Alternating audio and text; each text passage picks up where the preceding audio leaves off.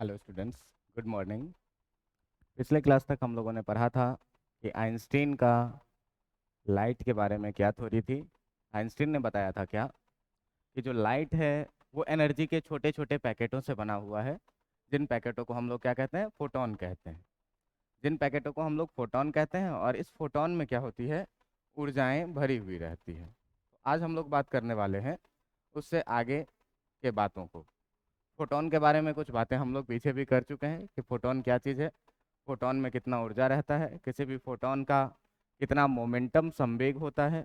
इन सारी चीज़ों पर हम लोगों ने बात कर चुका है। कितनी गतिज ऊर्जा होती है, इन सारी चीज़ों पर आज हम लोग बात कर रहे हैं। आज का हमारा ये लेक्चर इस चैप्टर का, मॉडर्न फिजिक्स का या dual nature of matter and radiation का, ये चौथा लेक्चर होने वाला है। और इस चौथे लेक्चर में हम लोग आज फोटॉन के बात करेंगे, और फिर से फोटो इलेक्ट्रिक इफेक्ट के बारे में भी आज थोड़ा डिटेल में पढ़ना है हम लोग। तो चलिए शुरू करते हैं आज का ये लेक्चर, लेक्चर नंबर 4। जो टॉपिक है हमारा, ये चैप्टर आपके मॉडर्न फिजिक्स के अंतर्गत का एक चैप्टर है। और इस चैप्टर में हम लोगों को जो बात करना है, ये बात करना है किस चीज़ से रिलेटेड, तो छोटी छोटी बातों से रिलेटेड जो मॉडर्न फिजिक्स में पढ़ते हैं, जिन्हें हम लोग अपने नेक डाई से देख करके समझ नहीं सकते हैं। इन चीज़ों को बहुत ही सूक्ष्मता से बात किया जाता है। तो आज अपना चैप्टर है dual nature of radiation and matter का। ये आपका होने वाला है लेक्चर 4। और इस लेक्चर 4 में हम लोग आज फोटॉन के बारे में बात करेंगे और फोटो इलेक्ट्रिक इफेक्ट के बारे में ही डिटेल में पढ़ेंगे। आइए शुरू करते हैं। आज का फोटॉन के बारे में जो सबसे पहला पॉइंट है, ये क्या कह रहा है कि प्रकाश तरंग की तीव्रता बढ़ा देने पर, प्रकाश तरंग की तीव्रता बढ़ा देने पर फोटॉनों की संख्या बढ़ जाती है, परंतु प्रत्येक फोटॉन में संचित ऊर्जा अपरिवर्तित रहती है। मतलब अगर हम लोग किसी भी प्रकाश की तीव्रता बढ़ा दें, किसी भी प्रकाश की तीव्रता क्या करें, बढ़ा दें, तो इसमें फोटॉनों की संख्या बढ़ेगी केवल, और जो फोटॉन में संचित ऊर्जा रहेगी ये क्या रहेगी, अपरिवर्तित। जैसे मान लीजिए क्या कि अपने पास एक बल्ब है, और इस बल्ब के बारे में ये क्या कह रहा है कि ये जो बल्ब है, ये जो बल्ब है आपका, ये जो बल्ब है आपका, ये बल्ब मान लीजिए कि ये येलो कलर का बल्ब है। ये जो बल्ब है आपका, ये कैसा है, येलो कलर का, येलो कलर का। एक दूसरा बल्ब भी है, ये भी आपका ये कितने का, येलो कलर का है। ये जो दूसरा वाला बल्ब भी है आपका, ये भी है कितने का, येलो कलर का। लेकिन अंतर है ये कि इसमें हम लोग इसको 50 वाट पे ऑपरेट कर रहे हैं, 50 वाट पे, और इसको जो ऑपरेट करने का है ये अपना है कितना, ये 100 वाट पे ऑपरेट किया जा रहा है। इन दोनों बल्बों में है क्या कि जो अधिक पावर कंज्यूम करेगा उसका ब्राइटनेस उतना अधिक होगा। जो अधिक पावर कंज्यूम करेगा उसका क्या होगा, ब्राइटनेस उतना अधिक होगा, वो उतना अधिक चमकीला होगा। तो आप जानते हैं कि, आप जानते हैं क्या कि जो लाइट जितना ही अधिक चमकीला होगा, जो प्रकाश जितना ही अधिक चमकीला होगा, उसकी तीव्रता क्या होगी, उतनी अधिक होगी। तो अगर हम एक 9 वाट का बल्ब लगाते हैं, और अगर एक हम 100 वाट का बल्ब लगाते हैं, और अगर हम एक 1000 वाट का हाइड्रोजन लगाते हैं, तो उसमें आप भली भांति कह सकते हैं कि 9 वाट वाला कम चमकीला होगा, 100 वाट वाला उससे ज़्यादा होगा, और 1000 वाट वाला उससे भी ज़्यादा होगा। कहने का मतलब कि जिसको जितना अधिक पावर पर हम लोग ऑपरेट करेंगे, चलाएंगे, उसकी तीव्रता उतनी ही अधिक होगी। मतलब सिंपल सी बात है कि अगर हम तीव्रता का बात करें, अगर हम इंटेंसिटी का बात करें, अगर हम इंटेंसिटी का बात करें और तीव्रता का बात करें, जिसे हिंदी में तीव्रता कहते हैं, तो तीव्रता इस वाले की, 50 वाट वाले की क्या होगी, कम होगी।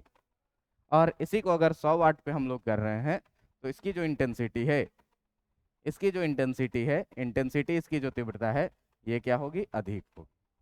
तो अपना पॉइंट क्या कह रहा है कि इससे निकलने वाले जितने भी फोटोन हैं, उन सारे फोटोनों की संख्या बढ़ जाएगी, लेकिन प्रत्येक फोटोन में जो ऊर्जा का मान रहेगा, ये ऊर्जा का मान किसी भी दिए गए फोटोन के लिए क्या हो जाएगा, कांस्टेंट। देखिए, मेरा मतलब था कि अगर दोनों हम लोगों ने येलो लाइट ही लिया है, दोनों लाइट के येलो लेने का मतलब क्या होता है कि प्रत्येक रंग का, किसी विशेष रंग का जो तरंग दैर्घ्य होगा आपका, वो क्या होगा, एक समान। अगर हम लोग बात करें तो किसी विशेष रंग के, किसी भी विशेष रंग के प्रकाश की, किसी भी विशेष रंग के प्रकाश की, प्रकाश की तरंग दैर्घ्य, तरंग दैर्घ्य का अगर बात करें, तरंग दैर्घ्य को हम लोग लैम्डा से डिनोट करते हैं। तो लैम्डा क्या होती है? किसी विशेष रंग के प्रकाश की तरंग दैर्घ्य लैम्डा समान होती है, समान होती है। इसका मतलब क्या हुआ दोस्त? इसका मतलब ये हुआ कि हमारा जो दोनों प्रकाश है, ये दोनों प्रकाश कैसा रंग का है? येलो कलर का है। येलो कलर का है मतलब दोनों के लिए जो वेवलेंथ होगा वो इसका भी वेवलेंथ लैम्डा होगा और इसका भी वेवलेंथ कितना होगा? लैम्डा होगा। इस लैम्डा को हम लोग क्या बोल रहे हैं? तरंग दैर्घ्य बोल रहे हैं। और ये तरंग दैर्घ्य किसी भी दिए गए प्रकाश के लिए क्या होता है? एक समान। मतलब यदि इसका तरंग दैर्घ्य लैम्डा है तो उसका भी तरंग दैर्घ्य कितना है? लैम्डा है। अब मैं क्या बोला कि किसी भी प्रकाश का कितना चमकीला होना, ये चमकीला होना क्या बताता है? कि वो प्रकाश कितनी अधिक तीव्रता की है, कितनी अधिक इंटेंसिटी की है। तो जिसमें हम अधिक पावर लगाएंगे वो अधिक चमकीला होगा, और जिसमें हम कम पावर लगाएंगे वो प्रकाश क्या होगा? कम चमकीला होगा। जैसे ये 50 वाट पे ऑपरेट किया जा रहा है, ये कम चमकीला होगा, और ये 100 वाट पे ऑपरेट किया जा रहा है तो ये क्या होगा? अधिक चमकीला। मतलब बात करें अगर इंटेंसिटी का, तो अगर हम लोग बात करें यहाँ पर इंटेंसिटी का तीव्रता का अगर आप बात करें तो तीव्रता 100 वाट वाले की क्या होगी? अधिक होगी, और इस 50 वाट वाले की तीव्रता क्या हो जाएगी? कम हो जाएगी। यहाँ पर हम लोग तीव्रता का बात कर रहे हैं कि तीव्रता जो अधिक पावर पे ऑपरेट होगा उसका अधिक, और जो कम पावर पे ऑपरेट होगा उसका तीव्रता क्या हो जाएगा? कम। अब देखिए कि हम लोग अपने मुद्दे पर आते हैं। क्या कह रहा है कि पावर बढ़ाने से इंटेंसिटी बढ़ रहा है, ये बात तो देख रहे हैं। और कह रहा है कि इंटेंसिटी बढ़ने से किसी भी प्रकाश का नंबर ऑफ फोटॉन्स बढ़ जाते हैं, मतलब फोटोनों की संख्या केवल बढ़ती है। मतलब अगर हम फोटोन बोलें तो यहाँ पर जो है सो फोटोन आपका एक दूसरे के बहुत नजदीक नजदीक रहेगा। एक दूसरे के क्या रहेगा? बहुत नजदीक नजदीक रहेगा। फोटोनों की संख्या क्या होगी? बढ़ जाएगी। फोटोनों की संख्या क्या होगी? बढ़ जाएगी। लेकिन जिसका इंटेंसिटी कम है अपेक्षाकृत, उसमें जो फोटोन है वो अभी भी क्या रहेंगे? कम रहेंगे। एक दूसरे से क्या रहेंगे? दूर दूर रहेंगे। तो जैसे ही इंटेंसिटी बढ़ाए हैं हम लोग, तो अगर बात करेंगे फोटोनों की संख्या का, तो फोटोनों की संख्या जो है वो फोटोनों की संख्या क्या हो रही है? फोटोनों की संख्या क्या हो रही है? इंटेंसिटी बढ़ने के साथ साथ फोटोनों की संख्या बढ़ रही है, और इधर इंटेंसिटी घटने के साथ साथ जो है सो फोटोनों की संख्या भी क्या हो रही है? घट रही है। मतलब किसी भी प्रकाश के सोर्स को, किसी भी प्रकाश के स्रोत को, एक विशेष रंग के स्रोत को, विशेष रंग का मतलब क्या? कि किसी भी, अगर लाल के तरंग दैर्घ्य का बात करें तो एक जैसा होगा कितने भी तीव्रता का रहे। अगर हम लोग ब्लू के तरंग दैर्घ्य का बात करें तो वो हमेशा एक जैसा होगा। पीले के तरंग दैर्घ्य का बात करें तो हमेशा एक जैसा होगा। मतलब एक विशेष रंग के प्रकाश का तरंग दैर्घ्य हमेशा क्या होता है? एक विशेष तरंग का होता है। जैसे ये दोनों हम लोगों ने जो लिया है वो कैसा लिया है? येलो। और ये भी कैसा लिया है? येलो। इस दोनों का तरंग दैर्घ्य लैम्डा और लैम्डा एक समान है। लेकिन इसको हम लोग क्या करें? 50 वाट पे ऑपरेट कर रहे हैं और इसको 100 वाट पे। तो इस दोनों में अधिक चमकीला कौन होगा? 100 वाट वाला अधिक चमकीला होगा। इसका मतलब इसका इंटेंसिटी क्या है? अधिक है, और इसका इंटेंसिटी क्या है? कम। बात समझ में आ रही है? अब अपना पॉइंट क्या कहता है कि तीव्रता बढ़ जाने से, इंटेंसिटी के बढ़ जाने से केवल क्या होता है? फोटोनों की संख्या बढ़ती है, और यहाँ पर फोटोनों की संख्या क्या रहेगी? अपेक्षाकृत कम रहेगी। मतलब यहाँ पर जितना फोटोन है उससे यहाँ पर कम, क्योंकि इसकी तीव्रता क्या है? कम। अगर हम यहाँ पर कोई एक 150 वाट का बल्ब लगा दें, उसमें फोटोनों की संख्या क्या होगी? और बढ़ जाएगी। लेकिन सबसे इंपॉर्टेंट बात ये कि प्रत्येक फोटोन में संचित ऊर्जा का मान जो है, प्रत्येक फोटोन में संचित ऊर्जा का मान जो है ये हमेशा क्या रहेगा? अपरिवर्तित। मतलब एक फोटोन के पास यदि 1 इलेक्ट्रॉन वोल्ट का ऊर्जा है तो इसमें भी हर एक इलेक्ट्रॉन के पास 1 ही इलेक्ट्रॉन वोल्ट का ऊर्जा रहेगा, और इसमें भी हर एक इलेक्ट्रॉन के पास क्या रहेगा? 1 ही इलेक्ट्रॉन वोल्ट का ऊर्जा रहेगा। मतलब प्रत्येक फोटोन में ऊर्जा का परिमाण में किसी तरह का परिवर्तन नहीं होना है। होगा क्या खाली? तो नंबर ऑफ फोटोन जो है, फोटोनों की संख्या जो है वो बढ़ जाएगी। आप यहाँ पर ध्यान देंगे कि लिखा भी हुआ है क्या? कि किसी भी प्रकाश तरंग की तीव्रता बढ़ा देने से फोटोनों की संख्या बढ़ जाती है। क्या होती है? फोटोनों की संख्या बढ़ जाती है, परंतु प्रत्येक फोटोन में संचित ऊर्जा क्या रहता है? अपरिवर्तित रहता है। फोटोनों में किसी भी तरह का जो है तो ऊर्जा में परिवर्तन नहीं होगा, केवल फोटोनों की संख्या में परिवर्तन होगी। ये टॉपिक यहाँ खत्म होता है। बढ़ते हैं अगले टॉपिक की तरफ। क्या कह रहा है कि धातु के सतह से इलेक्ट्रॉन का उत्सर्जन। हम सभी जानते हैं कि कोई भी धातु या कोई भी मटेरियल अणु और परमाणुओं से मिलकर के बना हुआ होता है, और किसी भी एक अणु का संरचना जो होता है, किसी भी एक एटम का जो संरचना होता है, वो एटम का संरचना क्या होता है? तो एक नाभिक बीच में रहेगा जिसमें प्रोटॉन और न्यूट्रॉन रहेगा, और इसके चारों तरफ विभिन्न कक्षाओं में, इसके चारों तरफ क्या होता है? विभिन्न कक्षाओं में इलेक्ट्रॉन भ्रमण कर रहे होते हैं। लेकिन यहाँ हम लोग बात करेंगे धातु का। तो धातु में क्या है कि फ्री इलेक्ट्रॉन पाए जाते हैं उसके बाह्यतम कक्षा में। तो अगर हम लोग बात करें धातु के लिए, तो हर एक धातु के कक्षाओं में क्या होंगे? इलेक्ट्रॉन तो घूमेंगे, लेकिन इसके बाह्यतम कक्षा में कुछ ना कुछ फ्री इलेक्ट्रॉन होते हैं जो इसमें फ्रीली घूम सकते हैं। आप ये भी जानते होंगे कि जैसे जैसे हम कक्षा में बाहर की तरफ बढ़ते हैं, इलेक्ट्रॉन पर नाभिक की पकड़ कम होती जाती है। मतलब कि अगर इस नाभिक के पकड़ का हम लोग बात करें, आपको पहले भी पता होगा कि अगर इलेक्ट्रॉन का बात करें तो ये इलेक्ट्रॉन कैसा चार्ज होता है?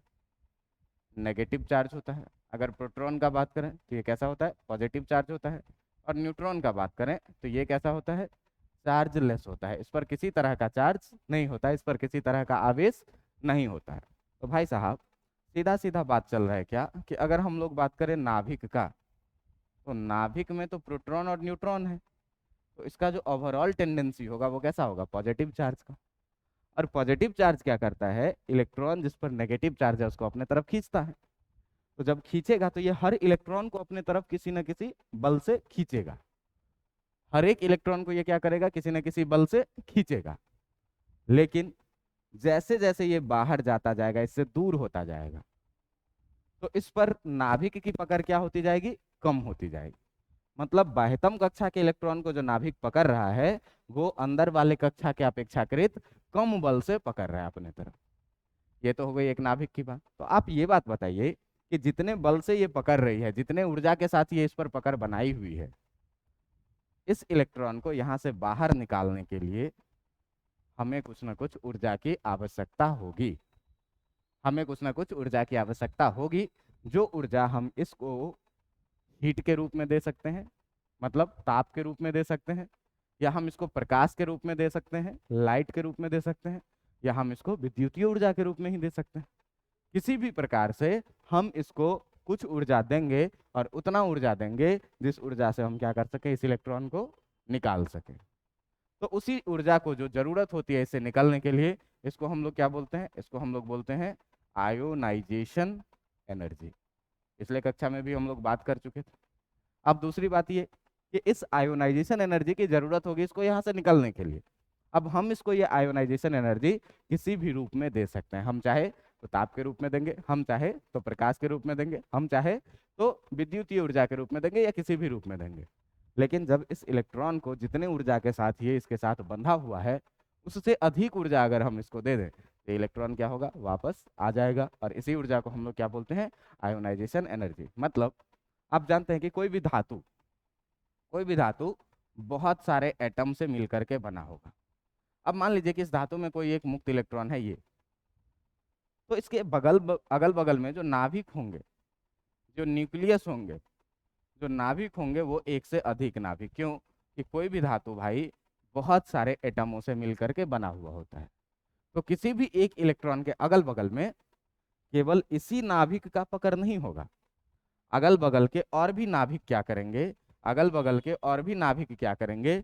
इस इलेक्ट्रॉन को अपने तरफ खींचेंगे। इस इलेक्ट्रॉन को क्या करेंगे? अपने तरफ खींचेंगे।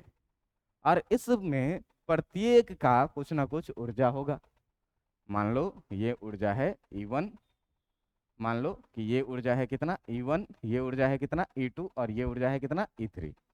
मतलब जो ये तीनों नाभिक इस इलेक्ट्रॉन को खींच रहा है अपने तरफ, वो अलग अलग ऊर्जा के साथ खींच रहा है। एक E1 के साथ, दूसरा E2 के साथ, और तीसरा E3 के साथ। तो इस इलेक्ट्रॉन को निकालने के लिए, इसमें जो है तो इलेक्ट्रॉन E को निकालने के लिए जो है, तो आपके पास इलेक्ट्रॉन E को निकालने के लिए कहाँ से? कक्षा से निकालने के लिए आपको कम से कम के लिए कम से कम ऊर्जा जो चाहिए, कम से कम ऊर्जा E1 plus E2 plus E3 के बराबर में चाहिए। कम से कम ऊर्जा कितना चाहिए? E1 plus E2 plus E3 के बराबर में चाहिए। क्यों चाहिए भाई? कि पहला नाभिक इसको E1 से पकड़ रहा है, दूसरा नाभिक E2 से पकड़ रहा है और तीसरा नाभिक E3 से पकड़ रहा है। तो तीनों को इसको ऊर्जा देना है और इस ऊर्जा को तोड़ने के लिए मुझे तीनों को तोड़ना पड़ेगा, तब ये इलेक्ट्रॉन यहाँ से बाहर निकलेगा।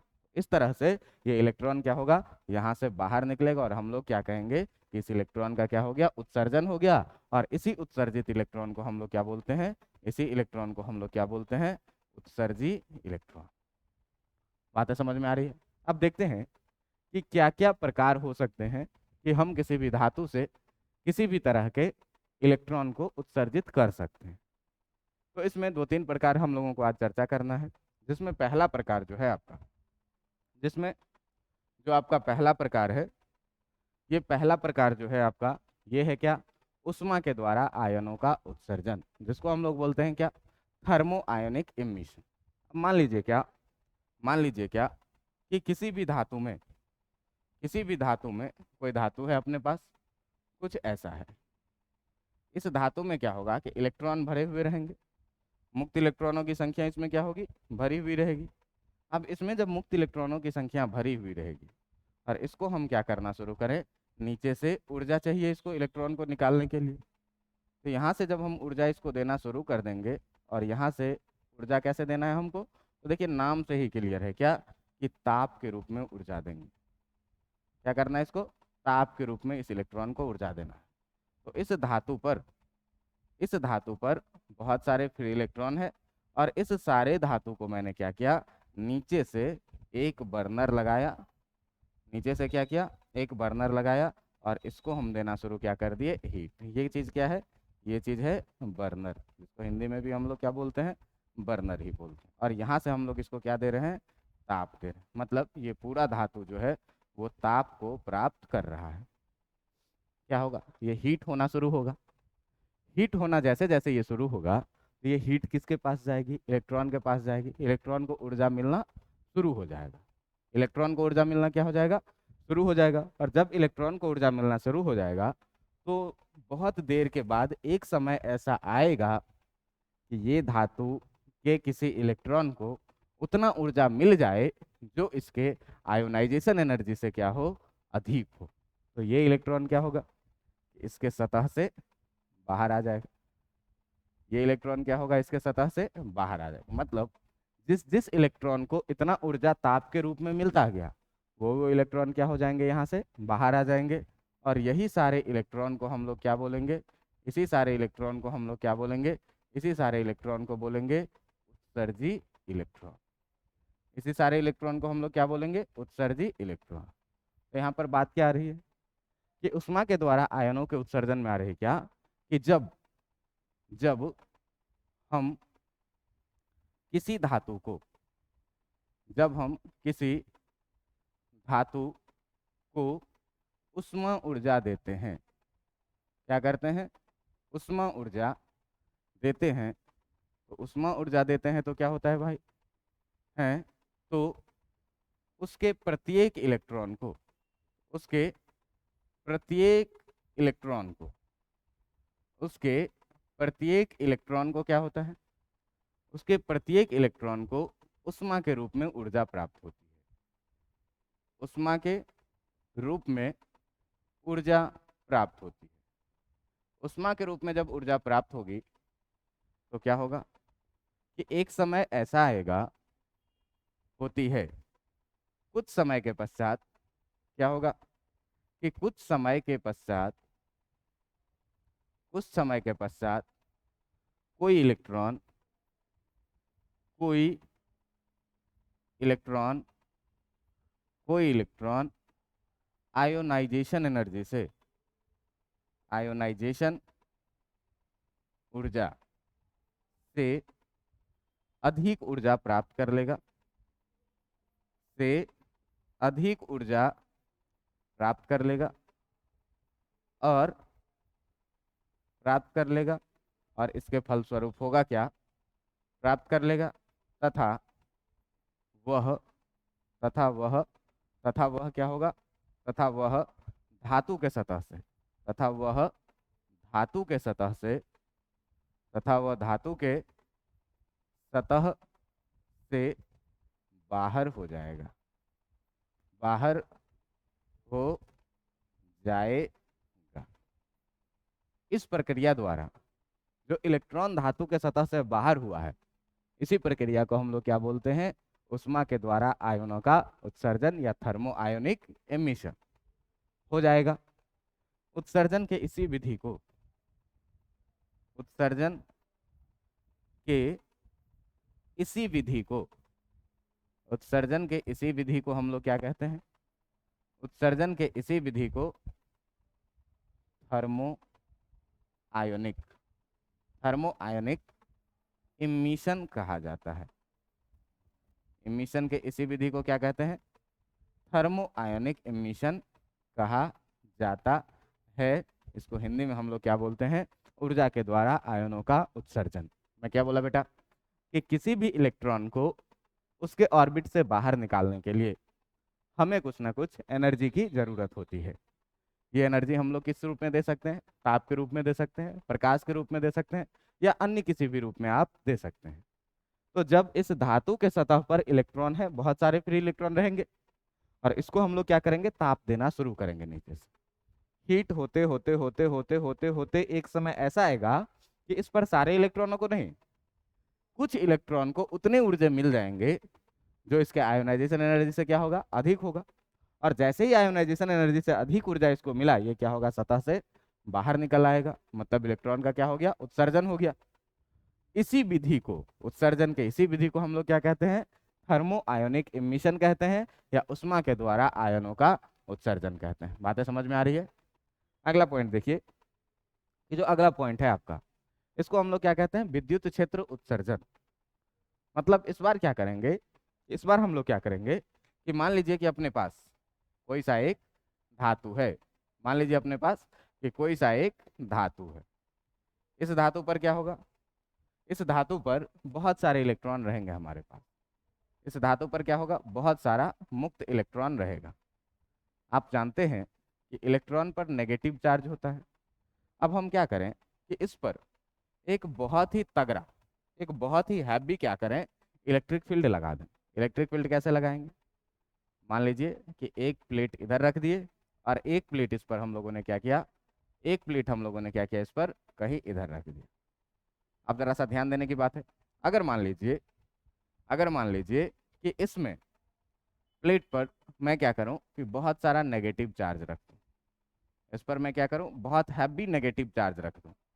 इस पर बहुत हैवी नेगेटिव चार्ज ऋण आवेश रख दूं, और इस प्लेट पर मैं क्या करूं? बहुत हैवी पॉजिटिव चार्ज रख दूं। तो बहुत हैवी पॉजिटिव चार्ज जब रख दूंगा तो ये बहुत ही स्ट्रांग फील्ड बनाएगा। यहाँ पर जो है सो क्या रखा हुआ है? हैवी हैवी नेगेटिव चार्ज रखा हुआ है। और यहाँ पे क्या रखा हुआ है? तो यहाँ पे हैवी, बहुत ज़्यादा पॉजिटिव चार्ज रखा हुआ है। अब देखो कि तुम जानते हो कि जब भी नेगेटिव चार्ज और पॉजिटिव चार्ज मिलेगा तो ये क्या करेगा भाई? अपना एक विद्युतीय क्षेत्र बनाएगा, जिसका दिशा क्या होगा? पॉजिटिव से नेगेटिव की तरफ। जिसका दिशा क्या होगा? हमेशा पॉजिटिव से नेगेटिव की तरफ। अब देखिए, ये इलेक्ट्रॉन पड़ गया विद्युतीय क्षेत्र में। इस बीच में जो विद्युतीय क्षेत्र बना है, ये बहुत ही स्ट्रांग विद्युतीय क्षेत्र बना है। इस बीच का जो ये क्षेत्र है, ये क्या है? ये क्या है? बहुत अधिक तीव्रता का, बहुत अधिक तीव्रता का विद्युतीय क्षेत्र है। ये क्या है? बहुत अधिक तीव्रता का विद्युतीय क्षेत्र है। बहुत अधिक तीव्रता का विद्युतीय क्षेत्र क्यों बनेगा? चार्ज जितना अधिक रखेंगे, चार्ज जितना स्ट्रांग होगा, इसका फील्ड उतना ही अधिक बनेगा, फील्ड उतना ही तगड़ा बनेगा। अब आप जरा से याद करिए, तो मैं आपको बोला हूं कि इलेक्ट्रिक फील्ड में अगर एक यूनिफॉर्म इलेक्ट्रिक फील्ड में बात करें इसकी, तो ये एक यूनिफॉर्म इलेक्ट्रिक फील्ड है, एक समान विद्युतीय क्षेत्र है। और इस एक समान विद्युतीय क्षेत्र में जब हम लोग किसी धन आवेश को रखते हैं, किसी पॉजिटिवली चार्ज बॉडी को रखते हैं, तो इस पॉजिटिव चार्ज बॉडी पे अगर ये विद्युतीय क्षेत्र ई है, तो इस पे एक बल लगेगा इधर के तरफ, क्यू ई के बराबर में, इलेक्ट्रिक फील्ड के डायरेक्शन में। और अगर ये नेगेटिव चार्ज है, तो इस नेगेटिव चार्ज पे जो फोर्स लगता है वो इलेक्ट्रिक फील्ड के अपोजिट डायरेक्शन में, और ये भी कितना होगा? क्यू। तो इसमें इलेक्ट्रॉन पर चार्ज है कितना? ई पर अगर हम लोग बात करें आवेश का, तो ये कितना होता है 1.6 इंटू 10⁻⁻⁹ कूलम का, और ये इलेक्ट्रॉन है तो ये नेगेटिवली चार्ज होगा, -1.6 इंटू 10⁻⁻⁹ कूलम का चार्ज है। अब ये एक बहुत ही स्ट्रांग इलेक्ट्रिक फील्ड ई में है, ई में है। तो जब इस नेगेटिव चार्ज को आप बहुत स्ट्रांग इलेक्ट्रिक फील्ड ई में रखिएगा, तो ये आवेश जो है, जो इलेक्ट्रॉन पर का आवेश है, ये इलेक्ट्रॉन पर का आवेश क्या करेगा, क्या करेगा कि इलेक्ट्रॉन पर का आवेश, इलेक्ट्रॉन पर कितना आवेश मानते हैं हम लोग, E equal to 1.6 into 10⁻⁻⁹ coulomb का आवेश बहुत ही मजबूत बल का अनुभव करेगा। क्या करेगा, बहुत ही मजबूत बल का अनुभव करेगा, अनुभव करेगा। और इतना बल लग जाएगा इस पर, इतना बल का ये अनुभव करेगा, बहुत मजबूत बल का अनुभव करेगा, और यह धातु के सतह से, और यह धातु के सतह से बाहर आ जाएगा। क्या होगा, धातु के सतह से बाहर आ जाएगा। इसका मतलब क्या हुआ कि भाई अगर इस पे हम रखेंगे एक इलेक्ट्रॉन, तो इस इलेक्ट्रॉन पे इलेक्ट्रिक फील्ड के अपोजिट डायरेक्शन में लगेगा फोर्स कितना, ई का। क्योंकि ई का मान, इस पर ये बल अनुभव करेगा कितने का, मान लीजिए एफ का, बल अनुभव करेगा कितने का, एफ का। और एफ बराबर हम लोग कितना जानते हैं, क्यू ई। तो ये क्यू कितना है, एक इलेक्ट्रॉन पे कितना चार्ज है, इसके बराबर है। और ये ई, अब यहाँ से देखिए कि ई जो है बहुत हैवी चार्ज रहने के कारण क्या है, बहुत ज़्यादा है। तो ई बहुत ज़्यादा है, इसका मतलब एफ का मान भी क्या होगा, बहुत ज़्यादा होगा। और जितना अधिक बल इस पर लगेगा, इतना अधिक बल इस इलेक्ट्रॉन पे लग जाएगा इस डायरेक्शन में, कि ये क्या होगा, यहाँ से आ जाएगा बाहर, धातु के सतह से कहाँ आ जाएगा, बाहर। तो इसके सतह से क्या हो गया, इलेक्ट्रॉन का उत्सर्जन हो गया। ठीक ना, क्या होगा कि इलेक्ट्रॉन पर का आवेश जो है बहुत ही मजबूत बल का अनुभव करेगा। जब इसको एक बहुत मजबूत विद्युतीय क्षेत्र में रख देंगे, तो अब क्या होगा कि ये इलेक्ट्रॉन इस बल के कारण क्या होगा, धातु के सतह से बाहर आ जाएगा।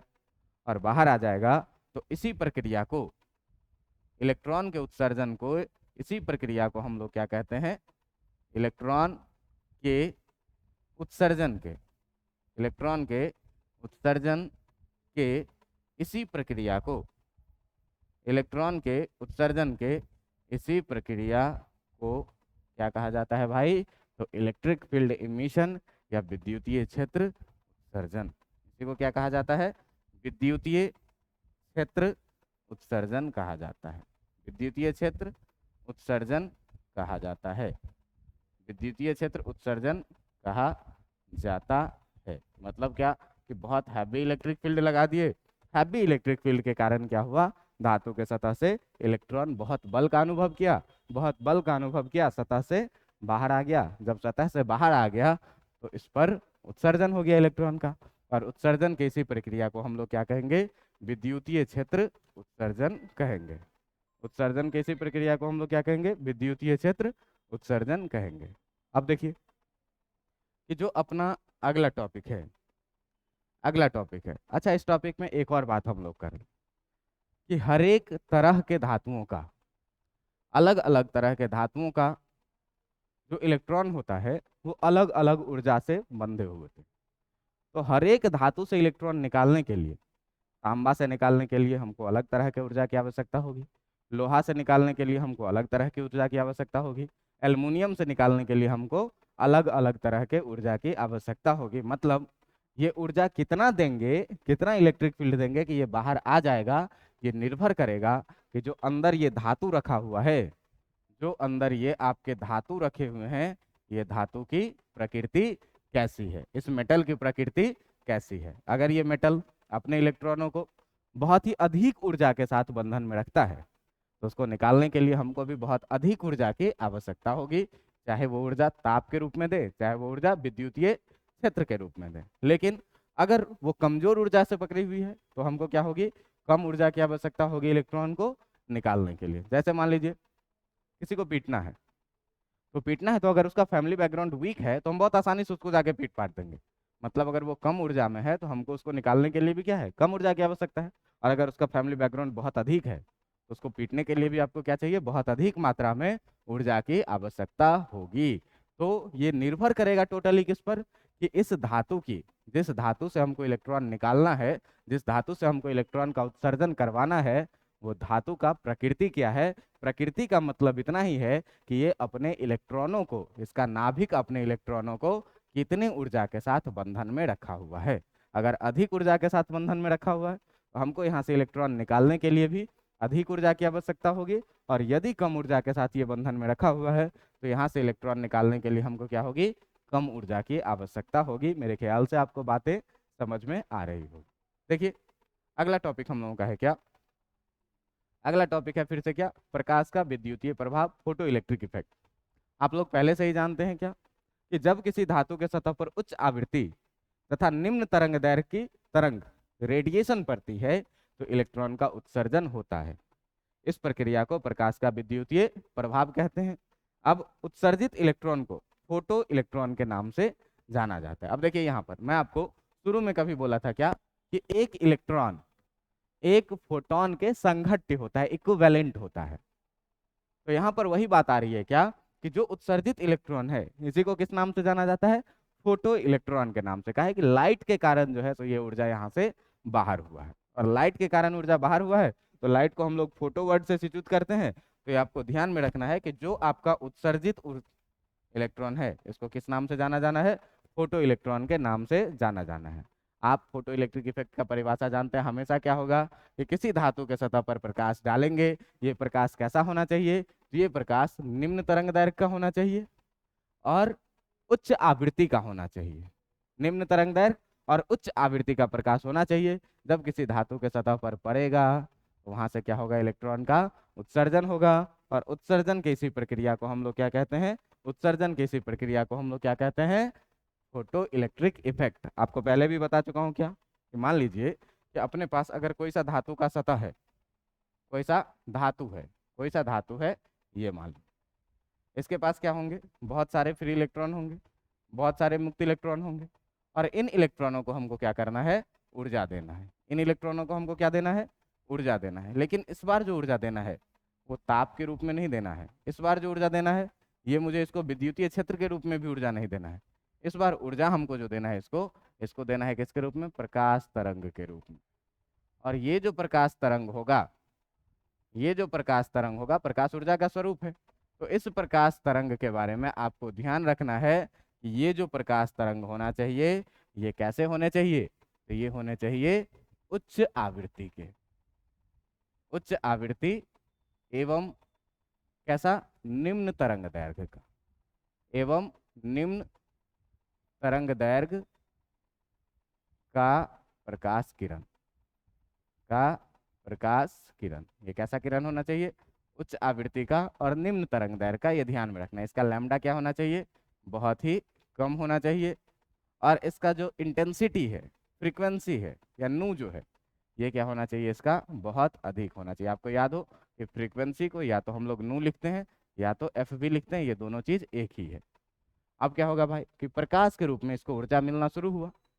तो ऊर्जा मिलना शुरू होगा तो जैसे ही ये उच्च आवृत्ति की प्रकाश उस पर आएगी, धड़ाम से किसी इलेक्ट्रॉन को ऊर्जा मिलेगा, और ऊर्जा धड़ाम से मिलेगा और ये इलेक्ट्रॉन यहाँ से क्या होगा, धड़ाम से हो जाएगा आयोनाइजेशन एनर्जी के जितना इलेक्ट्रॉन पा करके, ऊर्जा पा करके ये इलेक्ट्रॉन सतह से बाहर हो जाएगा। फिर किसी दूसरे इलेक्ट्रॉन को धड़ाम से मिला और ये धड़ाम से क्या होगा, ये इलेक्ट्रॉन यहाँ से बाहर आ जाएगा। इस प्रकार से जो है सो इलेक्ट्रॉन का उत्सर्जन हुआ। ये दोनों जो है सो क्या हुए, ये दोनों उत्सर्जी इलेक्ट्रॉन हुए। और इस दोनों उत्सर्जी इलेक्ट्रॉन का ये प्रोसेस हुआ किसके द्वारा, प्रकाश के द्वारा, जिसको हम लोग फोटो बोलते हैं। तो इसी इफेक्ट को हम लोग क्या बोलते हैं, फोटो इलेक्ट्रिक इफेक्ट बोलते हैं। आप ध्यान रखेंगे कि ये जो धातु है, ये जो धातु है, इस धातु का प्रकृति निर्भर करेगा क्या, कि इसको कितना इंटेंसिटी का लाइट चाहिए यहाँ से ऊर्जा निकलने के लिए, यहाँ से इलेक्ट्रॉन को निकलने के लिए कितना ऊर्जा चाहिए, ये इस धातु के प्रकृति पर निर्भर करेगा। क्यों, इस धातु ने इस इलेक्ट्रॉन को कितना बंधन से पकड़ा है। तो अगर ये एल्युमिनियम का धातु रहेगा तो अलग, कॉपर का धातु रहेगा तो अलग बंधन, लोहा का रहेगा तो अलग बंधन। तो अलग अलग धातुओं के लिए ऊर्जा की मात्रा अलग अलग होती है पकड़ने की। तो इसको तोड़ने के लिए भी आपको क्या चाहिए, अलग अलग तरह का ऊर्जा चाहिए। और उत्सर्जन के इसी प्रक्रिया को हम लोग क्या कहते हैं, फोटो इलेक्ट्रिक इफेक्ट कहते हैं, प्रकाश का विद्युतीय प्रभाव कहते हैं। मेरे ख्याल से समझ में आ रहा होगा। अब देखो कि जब आगे हम लोग बात करेंगे इसमें, तो एक टर्म आता है क्या, कार्यफलन। कार्यफलन किसे कहते हैं? तो कार्यफलन क्या कहता है कि किसी धातु के सतह से इलेक्ट्रॉन के उत्सर्जन के लिए न्यूनतम ऊर्जा का जो परिमाण होता है, क्या, कि धातु के सतह पर हम डालें, क्या ऊर्जा डालें। ये ऊर्जा आप हीट के रूप में डाल सकते हैं, ये ऊर्जा आप लाइट के रूप में डाल सकते हैं, ये ऊर्जा आप इलेक्ट्रिक फील्ड के रूप में डाल सकते हैं, किसी भी रूप में डाल सकते हैं। तो देखो यहाँ से हम डालें, हो सकता है कि किसी को हम 100 रुपया दें तो उसका काम हो जाए, 1000 रुपया देंगे तो उसका 100 रुपया वाला काम नहीं होगा, सारा काम हो जाएगा। अगर हम उसको 5000 रुपया देंगे तो भी काम हो जाएगा, लेकिन उसका काम जो है सो न्यूनतम कितने में हो जाएगा, 100 रुपये में हो जाएगा। उसके बाद हम जितना भी दें फिर भी वो काम कर लेगा, लेकिन उससे कम काम देंगे, अगर उससे कम पैसा देंगे तो उसका काम नहीं हो पाएगा। 50 रुपया में उसका काम नहीं हो पाएगा। उसको पूरा काम करने के लिए क्या चाहिए, 100 रुपया कम से कम उसको चाहिए। अधिक से अधिक कितना चाहिए इसको, अधिक से अधिक इसको चाहिए कितना, तो 100 रुपया चाहिए कम से कम। और अधिक से अधिक आप कितना भी दे दीजिए, वो अपना 100 रुपया का काम निपटा ही लेगा, बाकी का अपने पास रखेगा या इधर उधर खर्च करेगा। लेकिन जो काम है इसको, वो काम करने के लिए इसको क्या चाहिए, न्यूनतम 100 रुपये की आवश्यकता होगी। अब देखिए इसमें बात कि कार्यफलन क्या कह रहा है कि किसी भी धातु के सतह से इलेक्ट्रॉन के उत्सर्जन के लिए, धातु के सतह से हमको क्या करना है, इलेक्ट्रॉन का उत्सर्जन करवाना है, उसके लिए हमको ऊर्जा की आवश्यकता पड़ रही है। अब ये ऊर्जा न्यूनतम कितना ऊर्जा चाहिए, कम से कम कितना ऊर्जा चाहिए, इसको हम कम से कम कितना ऊर्जा दें, कम से कम कितना ऊर्जा दें कि इसके सतह से क्या हो जाए, इलेक्ट्रॉन उत्सर्जित हो जाए। तो इसी न्यूनतम ऊर्जा के परिमाण को हम लोग क्या कहते हैं, इसी न्यूनतम ऊर्जा के परिमाण को हम लोग कहते हैं कार्य फलन। इसको इंग्लिश में बोला जाता है क्या, वर्क फंक्शन, वर्क फंक्शन, ठीक ना। कार्य फलन क्या बेटा, कि किसी भी धातु के सतह से इलेक्ट्रॉन निकालना है, इलेक्ट्रॉन को निकालने के लिए हमको ऊर्जा की आवश्यकता होती है।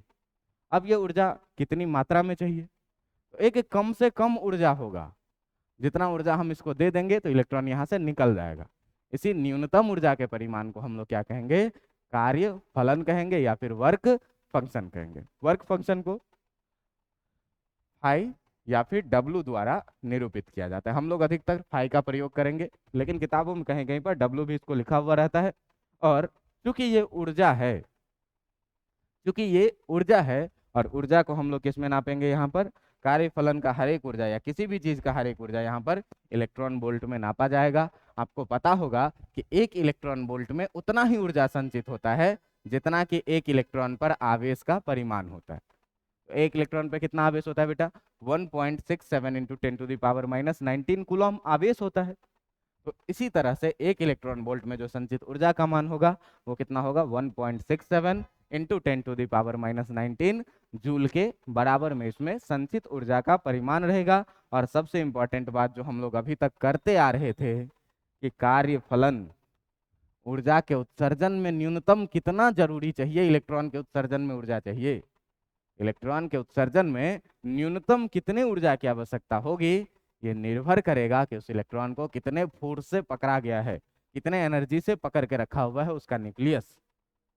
मैं बोला था कि अलग अलग धातुओं के लिए ये ऊर्जा जो है सो अलग अलग होती है। इसका मतलब क्या, कि जो कार्य फलन का मान होगा वो धातु के प्रकृति पर निर्भर करता है। जो कार्य फलन का मान होगा वो क्या करता है, धातु के प्रकृति पर निर्भर करता है कि कैसा धातु है, उस हिसाब से उसको न्यूनतम कितने ऊर्जा की आवश्यकता होगी। किस चीज के लिए, तो इसके सतह से इलेक्ट्रॉन के उत्सर्जन के लिए, इसके सतह से इलेक्ट्रॉन के उत्सर्जन के लिए इसको न्यूनतम कितना ऊर्जा का परिमाण चाहिए, इसी को हम लोग क्या कहेंगे, कार्य फलन कहेंगे, वर्क फंक्शन कहेंगे। फिर से एक बार, इलेक्ट्रॉन के सतह से, धातु के सतह से इलेक्ट्रॉन को निकालना है, इलेक्ट्रॉन को निकालने के लिए ऊर्जा चाहिए, लेकिन कितनी चाहिए, तो कम से कम एक ऊर्जा चाहिए जिससे क्या हो, निकल जाए। उससे ज्यादा भी देंगे तो भी निकलेगा, उससे और ज्यादा देंगे तो भी निकलेगा, लेकिन न्यूनतम ऊर्जा एक चाहिए कि यहाँ से इलेक्ट्रॉन क्या हो जाए, बाहर हो जाए। इसी न्यूनतम ऊर्जा के परिमाण को हम लोग क्या कहेंगे, कार्य फलन या फिर वर्क फंक्शन, जिसे आप डब्ल्यू या फाई के द्वारा निरूपित करते हैं। कार्य फलन चूंकि ऊर्जा है तो इसका मात्रक भी ऊर्जा के मात्रक में भी होगा। ऊर्जा का मात्रक हम लोग इधर क्या यूज कर रहे हैं, इलेक्ट्रॉन वोल्ट का, और एक इलेक्ट्रॉन वोल्ट में कितने आवेश होते हैं? 1.67 इंटू 10⁻⁹ जूल के बराबर में। और कार्य फलन का मान मतलब न्यूनतम कितना ऊर्जा चाहिए इलेक्ट्रॉन के उत्सर्जन के लिए, इसका मान किस चीज पर निर्भर करेगा? तो धातु के प्रकृति पर। अलग अलग धातुएं अलग अलग ऊर्जा स्रोतों के साथ एक दूसरे से बंधे हुए होते हैं, तो इन धातुओं की कैसी प्रकृति होगी, इन्हीं प्रकृति पर जो है सो निर्भर करेगा क्या चीज? निर्भर करेगा कार्यफलन का मान। तो ये हम लोगों के आज के लिए इतना ही काफी है, आज के लिए इतना ही काफी है। अब देखिए इसमें कि एक चीज और है क्या, कि अलग अलग धातुओं के लिए कार्यफलन का मान अलग अलग होता है। जैसे सीजियम धातु है, तो सीजियम के लिए जो है सो कार्यफलन का मान कितना है? 1.9 इलेक्ट्रॉन वोल्ट। पोटेशियम के लिए कितना है? 2.2 इलेक्ट्रॉन वोल्ट। कॉपर के लिए कितना है? 4.5 इलेक्ट्रॉन वोल्ट। ये सब बहुत डाटा आपको याद नहीं रखना है, लेकिन बिहार बोर्ड में अगर कभी ऑब्जेक्टिव में पूछ दे तो जनरली सीजियम, पोटेशियम और कॉपर का पूछता है, जिसमें देखिए कि एक बहुत ही क्रियाशील धातु है, सारे हैं धातु ही, सारे हैं मेटल ही, लेकिन एक बहुत ही क्रियाशील है, और एक कॉपर है जो कि रिस्पेक्टिवली बहुत कम क्रियाशील है। इस तरह से इन सारे धातुओं का दिया हुआ है क्या? 5 इलेक्ट्रॉन वोल्ट में। देखिए अब कॉपर का एटम,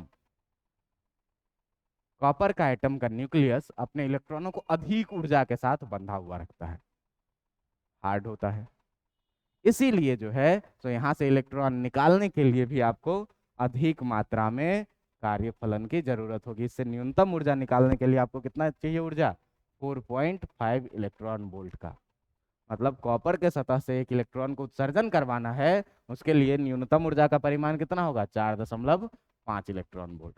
अगर हमको पोटेशियम के सतह से ऊर्जा का उत्सर्जन करवाना है तो ये कम बाउंडिंग होता है, इसका बाउंडिंग फोर्स, ये कम ऊर्जा के साथ अपने इलेक्ट्रॉन को पकड़ता है, तो इसके लिए क्या चाहिए हमको? उससे कम चाहिए, 2.2 इलेक्ट्रॉन वोल्ट का।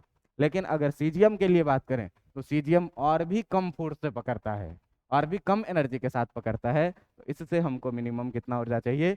1.9 इलेक्ट्रॉन वोल्ट का। अब यहाँ से हम लोग शुरू करेंगे आइंस्टीन इक्वेशन के तरफ का बात करेंगे, ठीक ना? आइंस्टीन इक्वेशन का बात करेंगे, निकलने के लिए शर्त का बात करेंगे, और यहाँ से बहुत ही इंटरेस्टिंग टॉपिक मैथमेटिकल कैलकुलेशन, बहुत ही मज़ेदार चीज़ें यहाँ से शुरू होने वाली है। तो यहाँ हम लोग आज क्या क्या पढ़े? तो क्या पढ़े? तो भाई इलेक्ट्रॉन का धातु से उत्सर्जन किन किन विधियों के द्वारा होगा, जिसमें थर्मो आयोनिक एमिशन पढ़े, उष्मा के द्वारा धातु का उत्सर्जन पढ़े, इलेक्ट्रॉन का उत्सर्जन, विद्युतीय क्षेत्र के द्वारा उत्सर्जन पढ़े, प्रकाश का विद्युतीय प्रभाव, फोटो इलेक्ट्रिक इफेक्ट पढ़े, और एक बहुत ही इंपॉर्टेंट टर्म कार्य फलन पढ़े, वर्क फंक्शन पढ़े, जो क्या होता है? किसी भी धातु के सतह से इलेक्ट्रॉन निकालने के लिए न्यूनतम ऊर्जा का जो परिमाण होता है, इसे ही हम लोग क्या कहते हैं? कार्य फलन कहते हैं। अब अगले दिन हम लोग देखेंगे ये कि किस तरह से कितना ऊर्जा चाहिए धातु से निकालने के लिए, इसके लिए क्या क्या समीकरण बनेगा, किन किन बातों पर ध्यान करेंगे। तो इंतजार करिए अगले लेक्चर का। आज के लिए काफ़ी है। Thank you.